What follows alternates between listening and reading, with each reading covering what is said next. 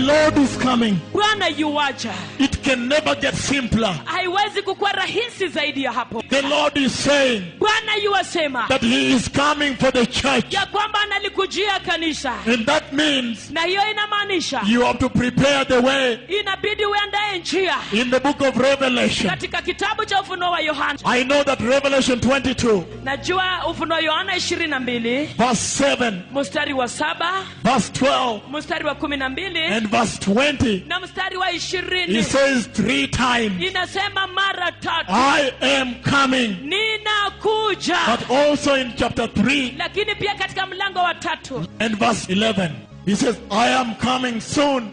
anasema naja upesi. Hold on to what you have Shika sana ulicho nacho, so that no one will take your crown. ili asije mtu akaitwaa taji yako. Him who overcomes, Yeye ashindaye I'll make a pillar nitamfanya kuwa nguzo in the temple of my God. katika hekalu la Mungu You wangu. remember in the book of 1 Peter, Tutakumbuka katika kitabu cha Petro wa kwanza he says, asema he is the living stone, yeye ndiye jiwe lililo hai, rejected by all men. lililokataliwa na watu wote. But you too are being built into living stones, Lakini ninyi pia mnajengwa kuwa mawe yaliyo hai, that you may be the building block ya kwamba muwe mawe ya ujenzi of the house of the Lord. ya nyumba ya Bwana. And here he says, Na hapa asema if you will hearken unto what you have received, kama utashika kile ulichopokea without losing it, bila kukipoteza, he will make you one of the pillars atakufanya mojawapo ya nguzo in the house of Jehovah. katika nyumba ya In Yehova. other words, the Lord is asking, Kwa maneno mengine Yehova anauliza, now that I have said I am coming, na sasa kwa sababu nimesema ninakuja, Church of Christ, kanisa la Kristo, have you really held on to the pillars of the word? je, kwa hakika kabisa mmeshikilia nguzo ya neno? House of God, Nyumba ya Bwana, Church of Christ, kanisa la Kristo. now that I have announced I am coming, Na sasa kwa sababu nimetangaza kwamba ninakuja, have you held on to what you received in the beginning? je,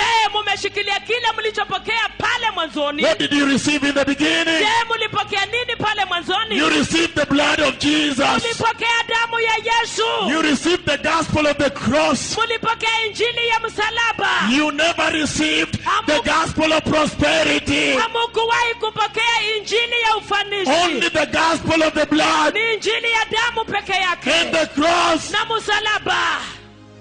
Hold on to that. Shikilia kwa hiyo. Hold on to that. Shikilia hiyo. Hang on to that one. Shikilia kwa hiyo. Pastors, Wachungaji, change your preaching sermons. badilisheni jumbe za mahubiri zenu. You have an important